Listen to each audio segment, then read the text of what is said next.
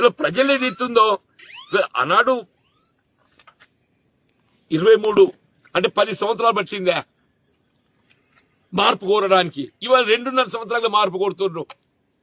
ఇవాళ ఏదైతుందో రేవంత్ రెడ్డి పోవాలి, కేసీఆర్ గారు రావాలి అనే ఒక నినాదం ప్రజలకు వెళ్తుందని చెప్పంటున్నా. రేవంత్ రెడ్డి గారు పోవాలి, కాంగ్రెస్ పార్టీ మార్పు కావాలి, కేసీఆర్ గారు రావాలి, బీఆర్ఎస్ పార్టీ రావాలని చెప్పని ప్రజలకి వెళ్ళి నినాదం వస్తుందని చెప్పంటున్నాను నేను. దాన్ని ఆలోచించి ఇంకా 2 ఏళ్ళు అధికారం ఉండేది ఉన్నది. ఇలా కాంగ్రెస్ పార్టీ ఇంకా 2 సంవత్సరాల అధికారంలో ఉండేది ఉన్నది. కానీ ఈ 2 సంవత్సరాల కాలమైనా మెరుగైన పాలన ఇవ్వడానికి ప్రయత్నం చేయండి, ప్రజాహితం కోసం పనిచేయండి. అది ఆలోచన చేయకుండా జీవన్ రెడ్డి ఎందుకు పోతుండే? నేను అధికార పార్టీ పోతలేను కదా. 2014లో ఏదైతుందో ఎప్పుడైతే బీఆర్ఎస్ ప్రభుత్వం అధికారం ఉన్నదో నా కాలంలో బీఆర్ఎస్ పార్టీ చేయడానికి ఏదైతుందో కేసీఆర్ గారు ఒక విధంగా ఏదైతే కలిసి పనిచేయాలని చెప్పి కోరిందని చెప్పంటున్నాను.